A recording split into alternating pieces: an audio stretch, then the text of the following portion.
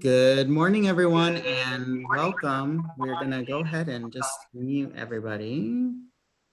And then Jeff will be able to mute when he's ready. But welcome to the first session on Friday, Building Bridges, Better Practices in Correctional and Reentry Education. Thanks for joining us.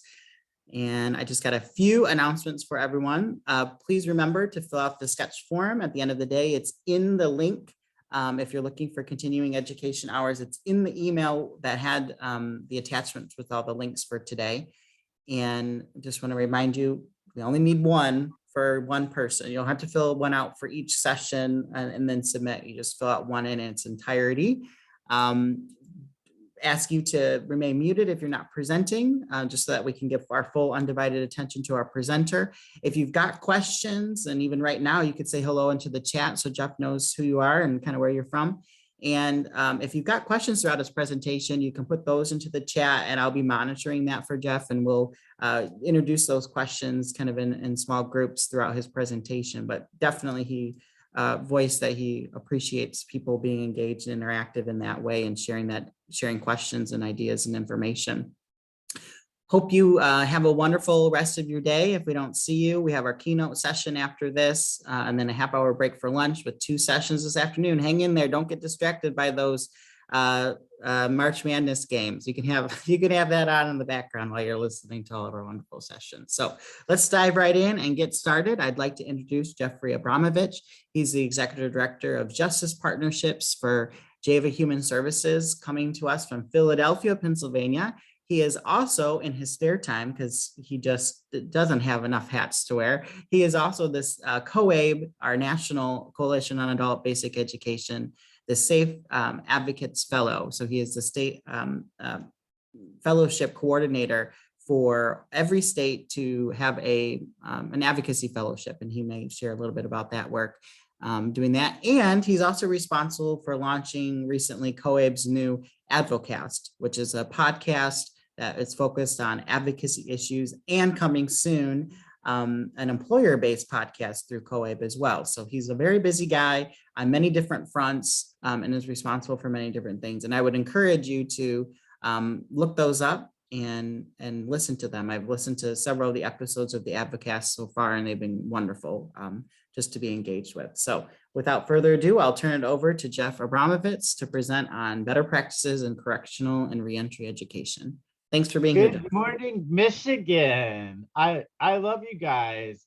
So I have to tell you, I look forward to some, like I spoke in Alaska last week, and I'm headed out to the Correctional Educators Conference this coming week to speak in California. But I love Michigan, in part because I went to law school in Michigan, and I used to live in Detroit. So I love your state. You have a wonderful, beautiful state, and I'm looking forward to today's talk. So we have a lot to do, and I'll give you a few ground rules before we even begin. One is, please, if you have a question, just unmute yourself and jump in. I know there's a lot of people that are off camera. That's totally okay. If you could be on camera, a lot of times for me, it's easier just so I can see your faces as you open your mouths and at the data and things we're going to talk about today. But if you could jump on the camera, that would be great too. I like to try to be engaged and to have some discussions out of this. There's a lot of material.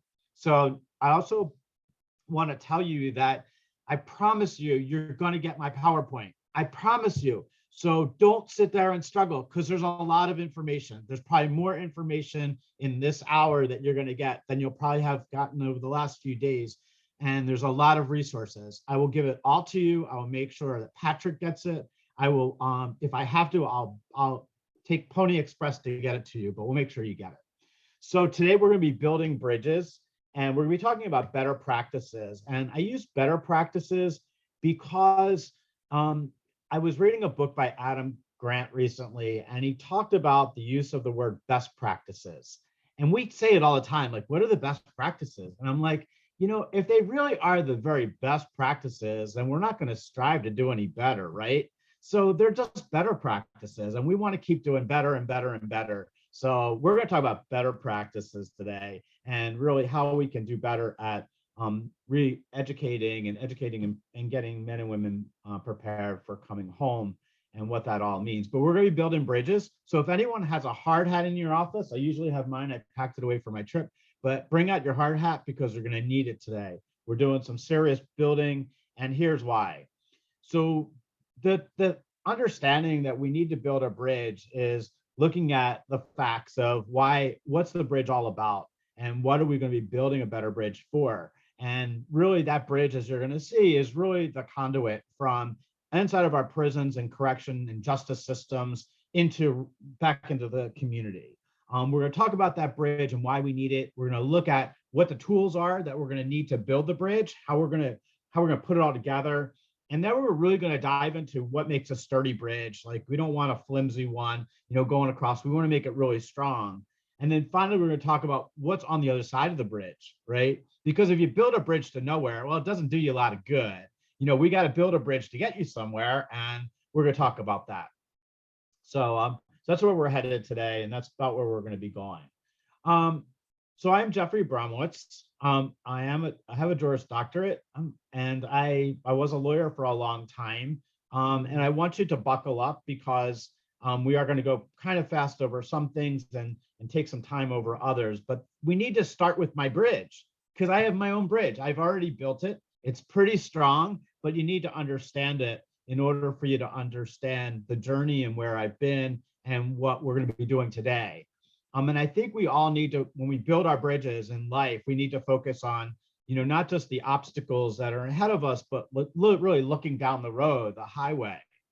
So I told you my name is Jeffrey Bromwicz, and Patrick did some justice about explaining a little bit about who I am, but he didn't talk about really where I came from. So I was born here in Philadelphia and always wanted to be a lawyer. So I went to undergrad at Ohio State and law school in Michigan. Contradiction, I know it. One day of the year on that football day, I'm very confused. Like, I don't know where to sit, but that's okay. My heart's in Michigan for you guys, though. So I went to law school, came back to Philadelphia, and practiced law for 20 years. I was a senior partner in a law firm, and I did all trial work. I was in a courtroom every single day from 9 to 5, and then the rest of the day. And all I did was pretty much try cases and practice before federal and state courts, and also before the U.S. Supreme Court. I had reached pretty much the pinnacle of my career in Philly. Was married, have a wonderful daughter, have houses and cars, the whole 9 yards. And it was 10 years ago last Wednesday that I stood in a courtroom in front of media, bunch of judges, colleagues, friends, family. And for the first time in my life, stood there not as a lawyer. I stood there as a defendant. See, I had made some really poor choices in life, and they were choices. I think we all make choices. We don't make mistakes. We make choices. They may not be the best choices, but make choices. And those choices handed me a federal indictment. There's a saying that says the two most important days of your life are the day you're born, and a lot of people say the day you die. And I would argue that the second most important day of your life is the day you figure out why you were born. And for me, that was March 12th of 2012, when I stood in that courtroom and received a 5-year sentence in a federal prison. I was remanded right from the courtroom and taken into custody, and then put into general population in Philadelphia, and then ended up in a place called USP Canaan, which is just below a Supermax facility in upstate Pennsylvania. And the reason that I was assigned there was in large part because there had been some challenges in that facility, and 2 guards had been killed shortly before I got there, and they needed some people inside to kind of help navigate the operation stuff. So I got to prison, and I was really determined to do 2 things. One, make sure I understood why this had all happened so it never happened again. But 2, to really to understand there's a bigger purpose for all this. Like, I knew there was something deep down. I just needed to figure it out. So I started reading in prison. I read over 1,000 books. I taught over 55 classes. By gosh, I learned how to drive a forklift and work in a warehouse. And I worked in a commercial kitchen. And I did things that I could never have possibly imagined doing prior to going inside of prison. And I got everything I could out of prison. Well, when I came home is when the real challenge began. I came back to from prison about 7 years ago and came to Philadelphia. And in Philadelphia, I was lived in a homeless shelter.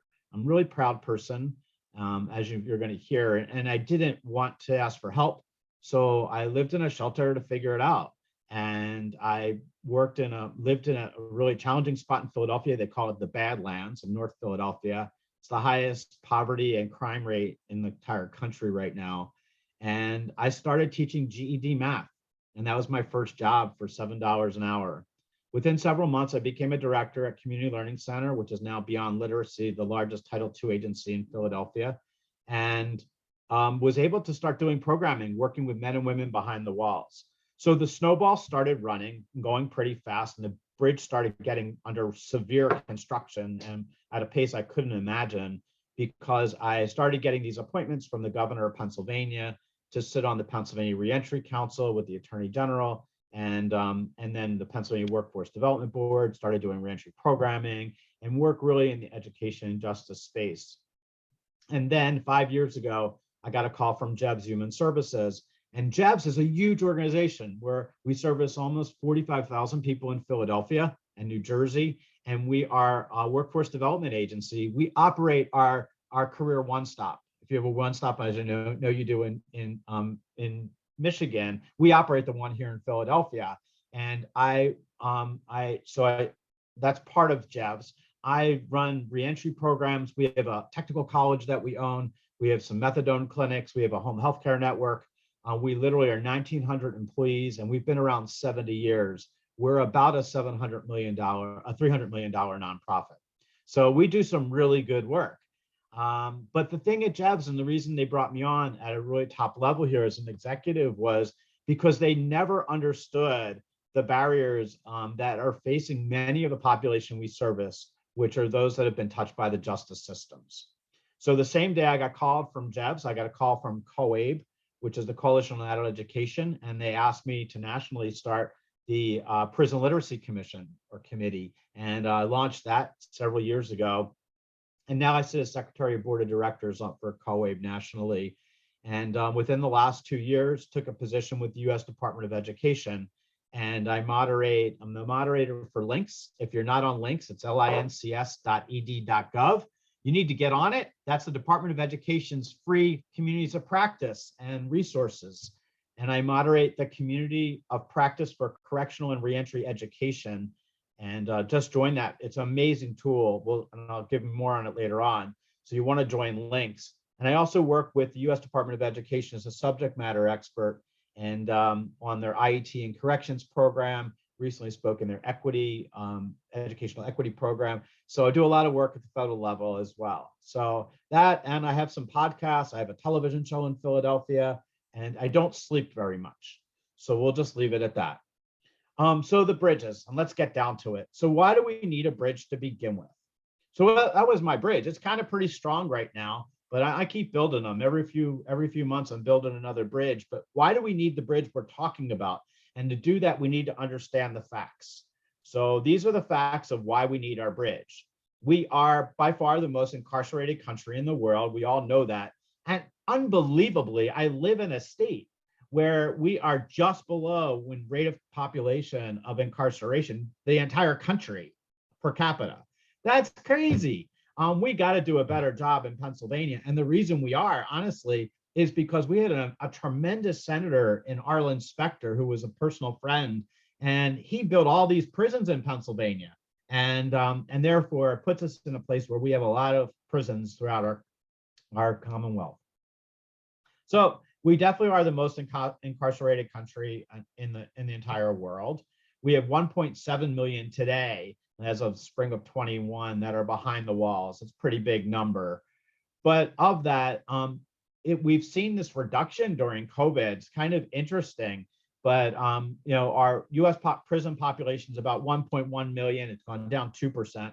Our U.S. jails have gone down about 647,000, about 9%. And our youth population's dropped a lot. We let a lot of youth out in our prisons across the country. In Michigan, your prison and jail population decreased 13% from January of 20 through December of 21, which is pretty decent. in light of the national average of what's been happening. And that was obviously because what we've been going through in COVID. We're going to talk COVID today too, because I know there's a lot going on in Michigan. So I call it diversity, equity, and confusion because it is. It's confusing because we don't often understand what steps to take in order to fix some of the challenges that we face in our educational and justice systems. We know for sure that our men and women that are Black and brown are unbelievably impacted compared to our white population throughout the country when it comes to our justice systems. Interestingly, during COVID, the white population went down 28%, Black population 22%, Latinx 23%. So it's actually widened the gap. It's widened the gap between our different racial inequities that are in our system.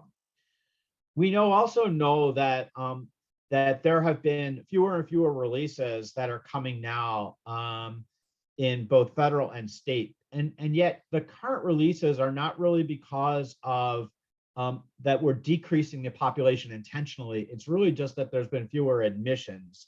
Local jails still struggle with way too many people, low-level offenders, and technical violations. At one point in our country, about half of our population inside of our jails was there for technical violations, which is totally crazy when you think about it. But across our country, our probation and parole systems and our violation systems post-incarceration are just insane, and we gotta do a better job. The one thing that has been really challenging during COVID is that we've seen an unbelievably high death increase, 46% death increase inside of our prisons in 2019, 2020, as a result of not just COVID, but also the lack of treatment and care, which has been coming along with part of that.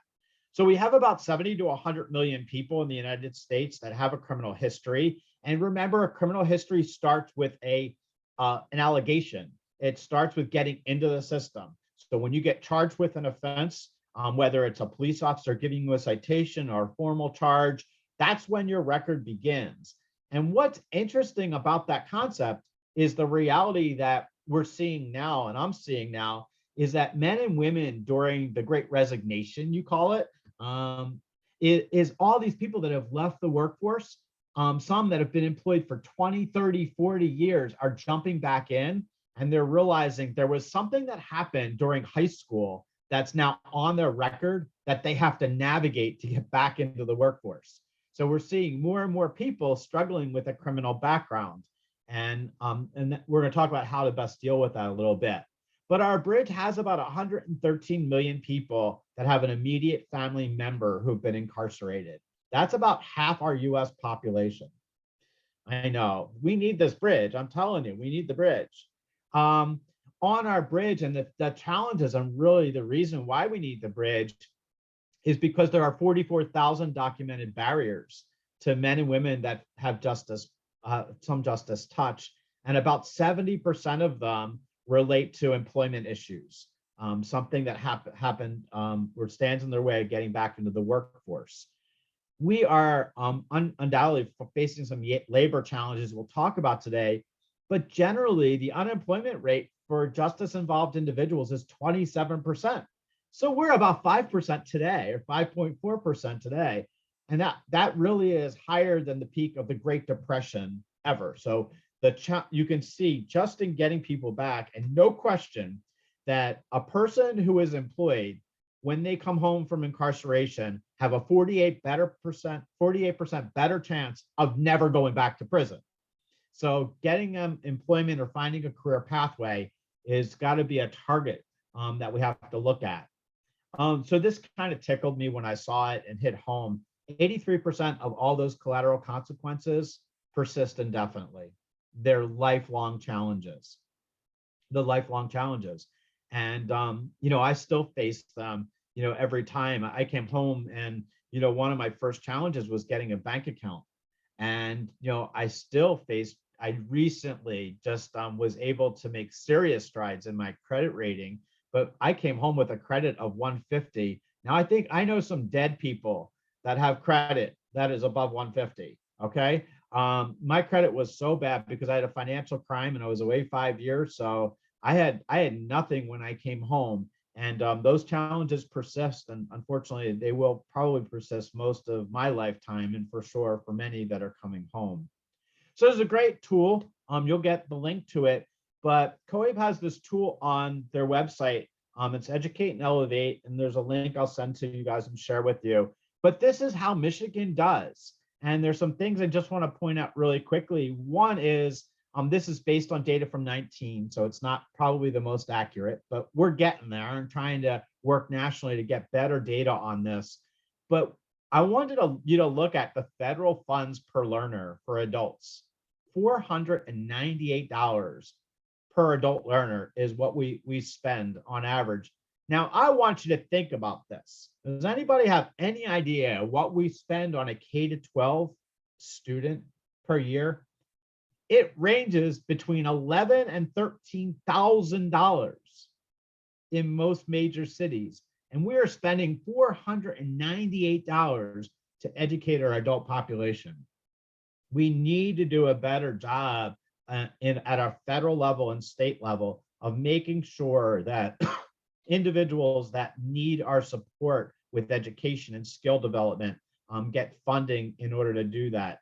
The other number it's interesting on here is the number of correctional education program students. You had about 7,800 back at the end of June of 2019. I think that probably does a disservice. I don't think it's truly accurate. And I find this in a lot of states, it's probably a lot higher. But because of reporting requirements, it often gets skewed a little bit. But this is a great data sheet. I use it all the time when I'm advocating in Washington or talking to state legislators, and something I'll make sure Patrick gets access to share with the entire organization, because I think it's important for you really to understand where the funding dollars come to and are. So this is my picture of a bridge with running water. And I don't know if you know this, but outside of every single prison and jail in our country, there is this. There is this, right? And you don't see it, I know. But outside of every single prison is this fast flowing water. And it has bumps in it and rocks in it, and it has all these different things in it and challenges in it. But our job as educators and as people in the correction system and justice system is to get men and women, when they walk out that prison or jail door, across this water. We have to get them across this water, because if we don't, then they're going to float back downstream and often land back in the communities that got them into trouble before. So our job and our task today is to build this bridge and to get them across that water, and no matter what it takes. So how do we do that? And where do we even start to build the bridge? Well, we need to look at some key components of the foundation of the bridge. And no, in my mind, I believe firmly it starts, as it does with many things in our country, with education. We have to start educating men and women behind our prison walls, and do a better job of targeting them to give them skill training and digital literacy. First of all, when we talk digital literacy, I believe every jail and every prison in our country should be mandated to educate individuals behind our walls on digital literacy. It is just the future, and people can't survive coming home without knowing how to navigate a computer. It's just reality. And we have to blend that into the work that we're doing. And I'm not talking about necessarily putting every facility online and giving them internet. Let's go basic. Let's just go and give them the ability to do a Microsoft Word document. Let's do an Excel spreadsheet. Let's show them what the internet is a little bit about. The state of Maine is 10 steps ahead. They actually are allowing inmates to get online and to access the internet inside, which is crazy if you think about it, but it's really intentional. And what they found is they've only had one incident where they've looked at something they should not be doing online. But it can be done. We just need to jump in and try and figure it out. Adult education behind our prison walls is so important. And I'm going to tell you something else. I was with U.S. Assistant Secretary Scott Stump prior to COVID. He's no longer in the position. He left during the transfer of the office. But Scott asked me, he said, Jeff, tell me something. You know, when we talk about education inside prisons and jails, when should we start doing it? When should we do it? And I said, what do you mean? He said, well, 6 months out, a year out, like when should we start really getting into it? And I said, day one, like the day they get inside, you should start doing it. And he didn't understand. And I shared with him what happens inside the walls. And it's these new glasses that I wear. I said, Scott, you know, what happens inside that you don't see often is that the men and women, we call them the OGs, old guys. I was one of them, the OGs. The old guys, we're the ones that are working with the young people and that come into the system and letting them know you need to get your high school equivalency. You need your GED because I've been down 5 years. I've been down 10 years. I've been down 30 years and I don't want you I don't want to see you again. And it's the old guys that often have the biggest influence inside of the prison walls. And they're the ones that we should be targeting and working with, and let them be your student assistants. Let them be your peer mentors. Let them help you because they're the ones that are going to have the most impact sometimes for the young people coming in. So education's got to start inside, and it's really got to, and it's hard. Gosh, I know, you know, I've seen it. I work with it across the country. They come in, they're at all different levels. You know, you have somebody at third grading level in the same classroom that somebody got an 8th grade level, and you're all over the place. I get it.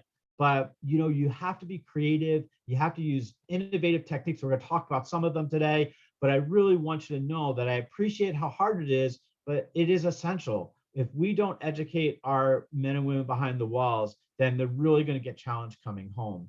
And education to me also is this skills and support piece, and giving them a career pathway, because that career pathway is really, we're going to get into that too in a minute. But what happens if we don't? Well, low-skilled learners across the country are 2 times more likely to be unemployed, 3 times more likely to be in poverty, 4 times more likely to be in poor health, and 8 times more likely to be incarcerated. So, you know, it's just not an option. I mean, education just isn't an option for our adult population, and it starts really with us. There's a great study that came out from Council of State Governments, talks about the 4 fundamental building blocks of your bridge. And it talked about funding, obviously getting funding for your programs, offering things that inmates and returning citizens want. You know, I was in West Virginia and we launched an IAT in corrections there. And I was in West Virginia at a facility, and they had this great culinary program, and it was a women's facility. And I said, okay, how many of you in this classroom right now want to become a chef and want to work in the industry sector? Not a single one, not a single person in that classroom actually wanted to do that career when they got out. And they were doing it for other reasons, obviously to keep busy, and it was an offering, and you know, they love cooking. I get it all. But we need to be intentional with the offerings that we give. Like if we're going to offer an IET, integrated educational training behind the walls, let's ask our students, what do they want to do? And then let's align it with high priority industry jobs that are out there. We'll talk about that in a second. The other 2 blocks were the lack of restrictions. You know, you can't do a program behind the walls or even work with them on the outside that they legally can't do when they come home. Occupational licensing laws in your state really need to be looked at to make sure if you're running a program that they can actually do that job. In Pennsylvania, I'm really proud that I'm on the Workforce Development Board in Pennsylvania and was able to change some occupational licensing laws here in the last few years, because barbers could not even get reinstated their license if they had a conviction on their record, which made no sense to me at all. Because we teach all these barber classes inside of prisons, and then looking at incentives and supports. So these 4 fundamental blocks, if you check out Laying the Groundwork, it's a great study that was done, but sadly, not a single state in our country met all 4 fundamental blocks, not a single one. So we need to look at those blocks and how we can really make them stronger. And part of it is what we do is teaching on the bridge.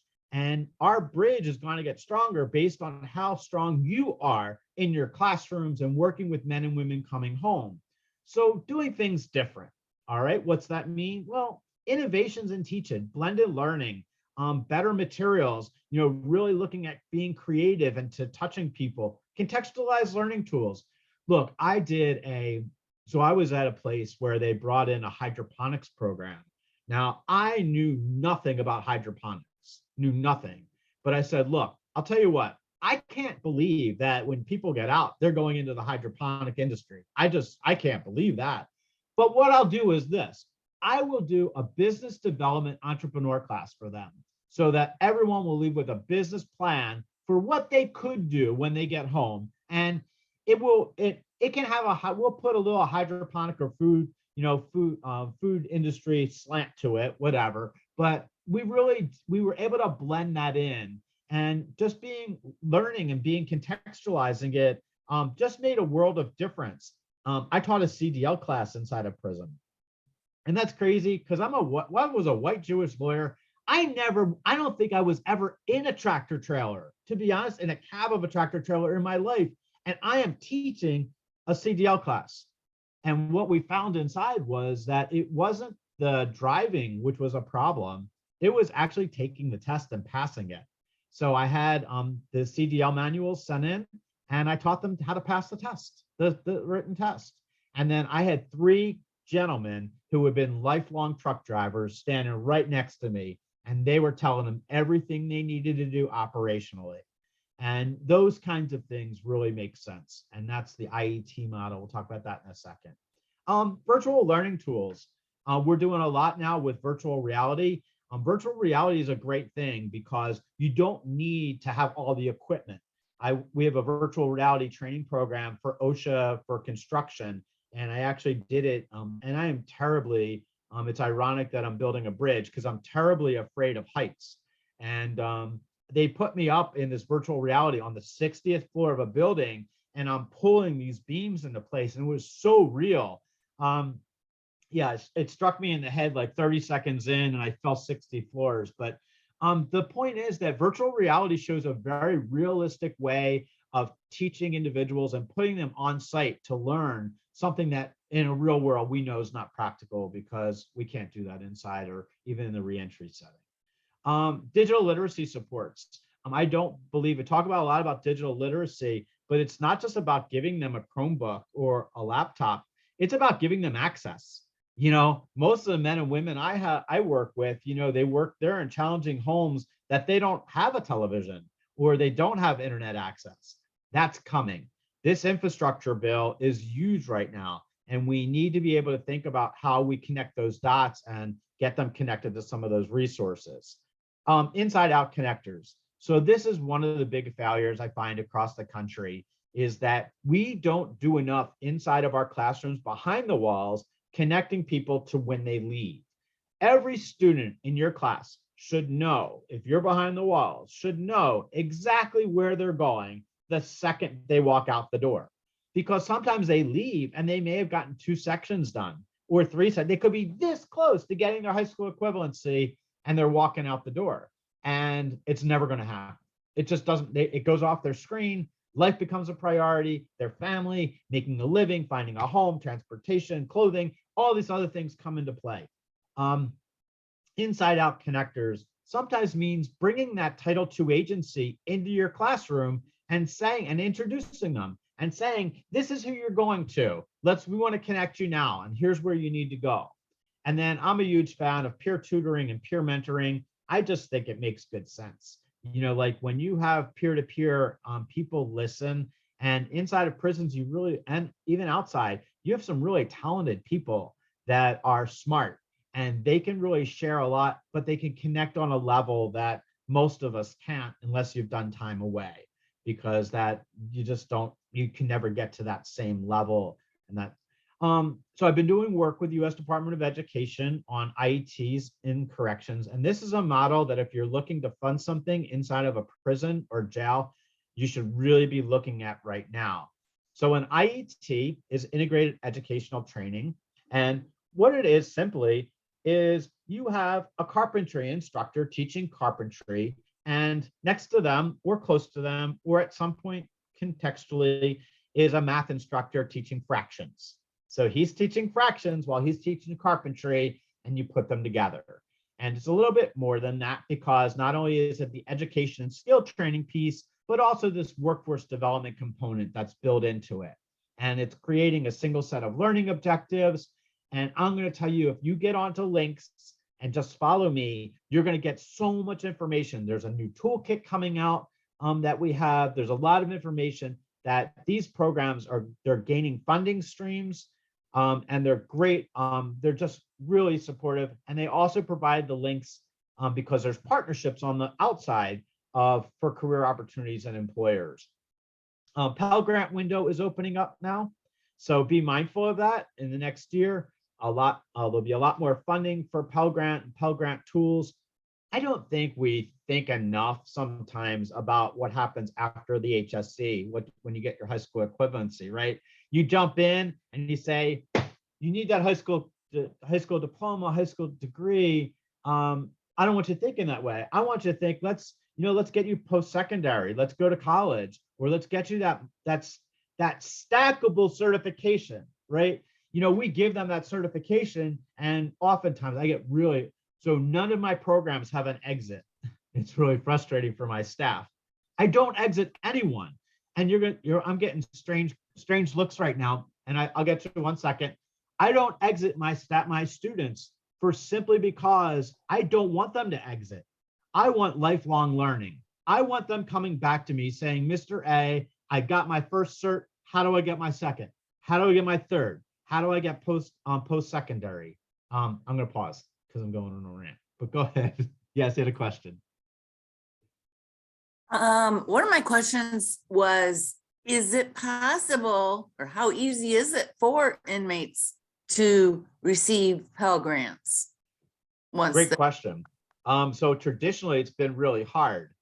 There's two things. It's been hard to get them because a lot of inmates that have, and this is why I think I get tickled a little bit, because a lot of government talk here. So I forgot to tell you, I lost my filter when I went away to prison. So I just call it like I see it. So the Pell Grant window is not our solution. It's not the panacea. It's not this golden ticket for our prisons, because a lot of men and women that want Pell Grants are not eligible. They're not eligible because they defaulted on a loan before, and there are other challenges with even getting the Pell Grant. That's number one. Number two is, even when they get the Pell Grant, there oftentimes are barriers within the institution that make it really challenging for them to move forward with it. I'll give you an example. I was in a facility and I was working with a young man who wasn't getting Pell Grant funding, but took some post-secondary classes inside of prison. And we were given a typewriter to do his English papers on.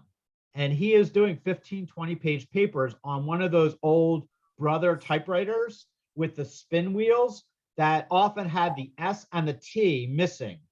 So we would literally have to spend hours not only doing the paper, but going back and making sure that we cross the T's and dot the I's and that kind of thing, because we have to give the students access to those tools inside. I think Pell Grant window is opening. I think it's a great opportunity, but I don't want to oversell it. It is not the golden ticket. There's going to be a lot of challenge with this. We're starting to work through some of them in Washington to see how we can make it more accessible and really being intentional about it. But I think we got a long way to go. I'm sorry, there's another question, hand up. Yes, this is Maha from Dearborn Adult Ed. I'm just dying to ask you those questions. So I don't want you to leave today without asking those questions. Sure. It's a twofold question, please. The first question to you, if you don't mind, Jeff, is without going to the details of your sentence, do you feel, since we're talking about race and equity, being a white man, do you think that sentence was lessened because you are a white man?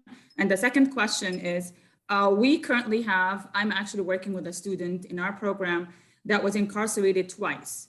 And he's on his probation. And if he goes back to prison, he will get life in prison. He's only 22 and he's been in and out of jail. The question to you is, when you came out, did you feel, I mean, again, you did these things, you're in a homeless shelter, you took the $7 job, but that hope that you felt, okay, I can make a difference one day, like that hopelessness that you had, how did you overcome that? A lot of them come out with that hopelessness, like, oh, I'm just like a deadbeat, I'm never gonna make anything. And you try to let them see the good in themselves, but it's so difficult. So what advice do you give to us sitting here today, dealing with these students, to let them see and to let them dig deep? Some of them are doing their GED because they have to, the court had ordered them to do that. So, but you still need them to dig deep into themselves and find like, you know what, I can make this somewhere. So using your story as a hope to them. So how do you do that? So two great, awesome questions. So, so I should tell you about me. So from my sentencing end, do I think that because I was white? No, I don't think in my particular case, my case, I think if I had been in state court, I probably would have gotten probation. But because I was in federal court, it was a different standard. I do think that, so I don't think necessarily about the sentence, but I'm going to be honest with you. My mindset was I had done something wrong and I took self-responsibility for that. The second my indictment came down, and I felt that no matter what my sentence was, that was something that I started the ball on. And had I not opened the door by doing something and making a bad choice and bad decisions, that I have no reason to argue about a sentence because it was I was the one that instituted it. But from the diversity end, I often tell my story, and I spoke up in Harlem right before COVID, and I spoke to a Black audience of about 800 people. And an elderly man in the room raised his hand while I was talking. He said, "Mr. A, tell me why you here." And I said, "Well, I think a lot about this. And I'm really here because of the color of my skin." I tell the story of men and women that are Black and brown that are so impacted by our justice systems. And I have that voice, and I'm at that table sharing those stories.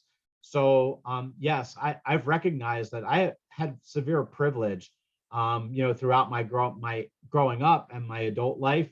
But I also understand that my journey now is to share those stories so that men and women that are Black and brown have it a little bit easier, and that we're changing the narrative. So that's why I do the work I do. And as far as working with men and women coming home, it is a struggle. It's a struggle because they don't see in themselves what I see and what you see and what our teachers see, which is potential. And what we need to do is not give up. I'm very frustrated when I hear the term second chances, because quite honestly, people need third, fourth, fifth chances. It's not about a second chance. It's really about understanding that, making change for yourself is a process. You got to chip away one step at a time. You need to build that bridge one brick at a time. And it's really frustrating, but oftentimes it's finding what connects with them. And that's why, I do some of the things I do by bringing people into my television studio, because they may be struggling with high school equivalency, but you see their eyes light up when they come into a studio and they see, the ability to do music, and, there's other ways of connecting with them. And it's our job to try and find out what that connection is. And a lot of times it's just listening. It's listening to them and trying to hear, but see between the lines. A student came to me not long ago, a teacher came to me in one of my classes when I was an administrator, and they said, "Mr. A, you need to go talk to John. He really smells." And I called John into my classroom. I said, "John, look, I just want to find out, how's it going?" And he said, "Mr. A, I'm doing really good, man. I'm here at every class. I passed 2 sections. I'm doing well." I said, "No, I'm not talking about that. Like, how's life going?" And he said, "Mr. A, I get here every day, but, I work 2 jobs and have 3 kids at home I'm feeding. And, I just get off my shift at 7 o'clock from the meat packing plant to get to your class. And then the light bulbs are all going off." The guy's working 2 jobs, working at a meat packing plant. How do we think he's going to smell coming to class? So we were able to get him into a YMCA local, and we got him a membership there. He goes and showers there. He gets breakfast there in the morning, and he comes to class. The point is, we just don't dig deep enough sometimes to see those barriers and ask those questions. And so it's a great question, but I think we need to ask, educating our students isn't just about, making sure they're smarter in the classroom. It's about helping them navigate those basic things like test taking and, all the other things that go on around it. You know, I started in my offices. So my daughter's an amazing young girl. And she said, Dad, I came home to her and I was asking her a question about something. She said, Dad, you don't know about this. I said, what are you talking about? She said, Dad, women go through this thing, you know, with where they don't have feminine products sometimes, and then they just stay home. And I didn't understand period poverty. I just didn't understand it. But I was in a position that with a stroke of my pen and an email, I was able to make sure that every facility that we operate has feminine products for women, or diapers. You know, it's not the classroom things that are the biggest challenges sometimes for our students. It's actually the stuff all around them. It's getting to class. It's having work boots for your job. It's, you know, having transportation even to get to work that first week. I mean, those are the things that are often the biggest challenges and the places that we need to kind of look at in order to, you know, to move forward. So I appreciate those questions. And thank you very much we for the answer. I appreciate it. Thank you. No worries. We talked about IET and corrections. I'm going to go through it a little bit fast because there's a bunch of stuff I want to talk about, but check it out. It's not that hard. There's a lot of great tools online, but an IET is a great model that you should be thinking about. So this is the bridge we were talking about, you know, understanding that transitional housing, education, you know, basic needs, addiction support. So why is it we think that just getting somebody a job when they get home is gets rid of their addictions, or it gets rid of their housing insecurity, it solves all their legal problems? It doesn't. You know, our bridge has all these beams to it because there are a lot of beams to it: clothing, transportation, and all these pieces. I'm going to tell you something right now too, that a job is out of my vocabulary. I do not use the word job except when I slip sometimes, but it is about careers. And the reason for that is if you give a job to someone when they come home and it's not something they want to do, then you are really setting them up for failure. Here's why. John comes home and he says, Mr. A, I need a job. And I say, cool, I'll get you to, you're going to go to this place. He starts flipping burgers, right? He gets that first check. He buys a cell phone. He gets an apartment. A few months, he's, you know, got his fines are now getting paid off. He's doing all this great stuff. And he calls me up and says, yo, Mr. A, I can't do this another day. I can't flip another burger. I can't fry another fry. And he leaves the job. So he leaves the job, but all the responsibility stays there. Now, if we had been intentional about putting him into a job that he really loved to do, wow, what a difference, right? Because he'd be on that career pathway on knowing that this is the next step. I know that COVID's closed our bridge for a lot of us. And I do want to mention this because we need to start opening that bridge back up. We need to be really intentional and learn from the lessons that we had that COVID cost us. You know, a lot of programs, we're still programming, but now we need to really open that bridge up. And everywhere I go, I'm really encouraging wardens, correctional officers, reentry programs, Title II agencies, open back up, start doing it, be sensible about it, but know that, you know, we can do this. We did it through COVID. We stopped a lot of places, but now it's even more essential because more and more people are coming home and they need those supports, and they need the education, and they need those classes. So what makes the bridge bit stronger? I always say I'm very mindful of my words. Ex-felon, ex-con, inmates. These are all things that we should just be taken out of our vocabulary. You know, when we talk about diversity and inclusion, and we should be mindful of our words and the words that we refer to. And I was with Secretary Wetzel in Pennsylvania about a year ago, and he said, Jeff, you can ask, I can give you one wish, what would it be? I said, Mr. Secretary, I want everyone in our prison system to be referred to by their name and not their number. And he looked at me and smiled. He said, we're getting there. We need to bring back humanity to all of this and really think about that. We talked about digital literacy and the cable bill. I want to talk about, I mean, there's some hiring practices. I know that ban the boxes exists and there's some tools out there. I want to jump ahead a little bit because there are these tools in the states on background checks and, you know, state bonding or workforce development tax credits and things that are out there. These are all tools in your toolbox that are helpful. They're not the cure-all. They're just things to be aware of, best practices in hiring. And I just want you to be mindful of those things. So we have $1.3 trillion coming to us. I'll repeat that. $1.3 trillion coming down in federal funding, right? And we need to be intentional at the state level of what we're going to be doing with it. So let's look to start targeting those high priority job sectors where that funding is going to come down to. Let's start preparing men and women behind the walls for cable installation, for highway construction, for some of those high impact, high priority jobs that we're really going to need skill development for. And that's going to include IT and technical education. It's going to include a lot of labor training. And right now, we don't have enough of those. We don't have enough labor right now to fill the gap. There's a 6 million person job gap right now in the United States. So we really need to think about being intentional about what those high priority jobs are, and then advocating at a state level and a state association level for those jobs and for those training programs to get people into them. So I'm really proud of this picture. This gentleman is in the picture is making bananas Foster for me and my family. And we were in Cleveland, Ohio. And there's a restaurant there called Edwin's. It's all run by men and women that are justice involved. And Brandon Chaskowski is a good friend of mine. I put that picture in because it's emblazoned in my mind. It's emblazoned in my mind because this gentleman, number one, made the best bananas Foster I think I've ever eaten. Not that I'm a huge bananas Foster fan, but it was delicious. But the face on the face that he had when he got done making this dish was as if he had just won the Super Bowl.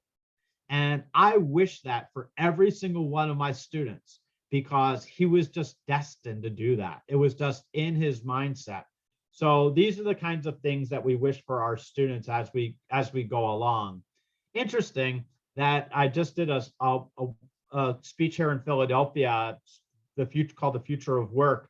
And I was asking employers, what do they look for when they're hiring? And honestly, it had nothing to do with their education. They looked at things like professionalism and teamwork, oral communication skills, critical thinking, written communications, ethics and responsibility, IT, lifelong learning, diversity, leadership, creativity. These are not things we teach. We don't teach them in our class, right? They're not part of our curriculum. They're not embedded in our things. And yet these are the things that our employers in the country want most. That's what they want most. So we really should be mindful of trying to integrate them in. The bridge gets stronger when we look at our adult literacy agencies, career one-stops, community colleges, apprenticeships I'm a huge fan of, and employers and unions. We should be integrating private industry into all the work we're doing. When you're in your classrooms, bring in those employers. Let's teach our students and what employers need them to know in order to be successful with those companies. And that's a really big, impactful thing. I told you I moderate for Links, which is links.ed.gov. And it's a great community of practice. It's totally, my staff we call it free 95. So it's totally free. Just jump on and join the community, because it's some free resources. I post there all the time. I also post in LinkedIn and a bunch of other places, but those are places you should take a look at. It does take a village. This is not a situation where you're gonna build the bridge. And honestly, what happens when you build the bridge is you're gonna build the bridge, you're gonna get across it and walk across it. And you know what? I find I need to build another bridge. And life's about bridges. You're going to keep building them the rest of your life. And that's the reality, is you're always building bridges to the next place you're going, your next journey.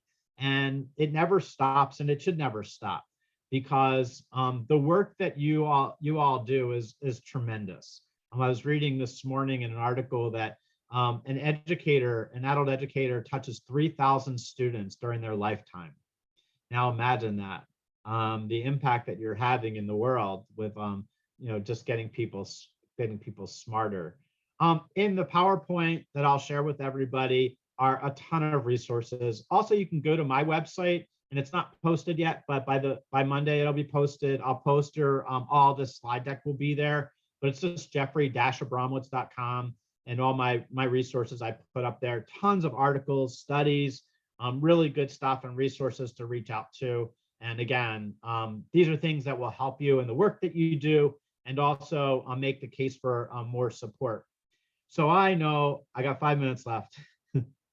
I know I went fast. I told you there was a lot. But I do want to answer some questions. How often do people take personal responsibility? So that's a great question. And honestly, they take it in different ways. And, when I want people that I work with to be transparent. I want them to be open and honest.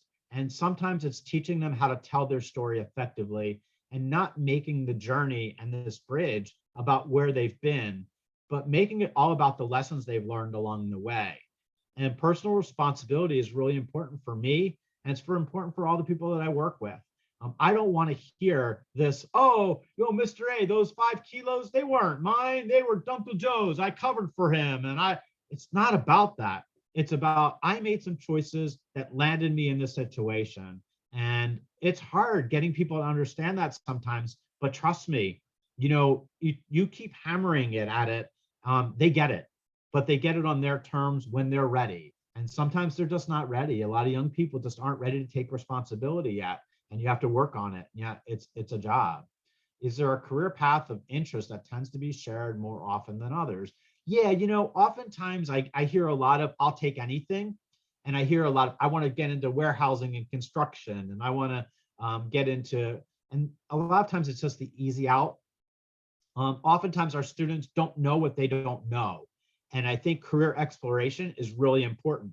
I started a drone program where our guys are making, and women are making a few $1,000s a week just doing drone survey work. It's incredible. Who knew you could just fly a drone and make a lot of money? Yeah, I think people don't know what they don't know, and we need to educate them to the career options that are often out there. Wow. So we have 2 minutes left. Any other questions anybody have that are brewing? I will tell you that honestly, look, I'm really touched to be here. I'm really humbled by being here, but I also appreciate you more than you know. Our educators and are so undervalued in our country, and we have to stand up for ourselves, and that's being advocates. It's really stepping up and saying, you know what, it's important for us to speak up and to share. And it's easy. I'm talking about going on Capitol Hill. I'm talking about doing little things. Like when you have a success story, document it.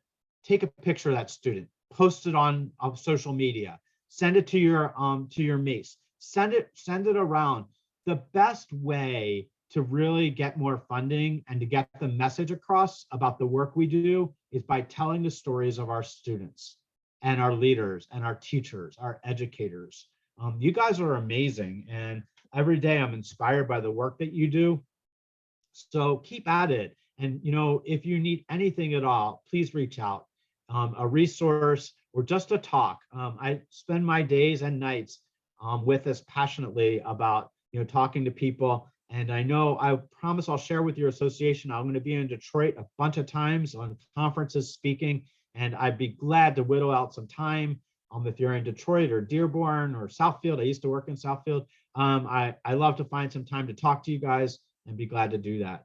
So Patrick, I know we're about time, but thank you so much for everything. And I apologize for going a little speedy, but I promise, Patrick, I'll send you this when we get done so you can share it out with everybody. Wonderful. Thank you so much, Jeffrey. We really appreciate your time and being here with us. Are there any final questions, comments, thoughts that anyone would like to share? All right. Well, thank you again, Jeffrey. We so appreciate you. Thank you, everyone. And we have a break now, and we'll see you for our next session. And Jeffrey, we'll see you down the road. Take care, Michigan. Take care.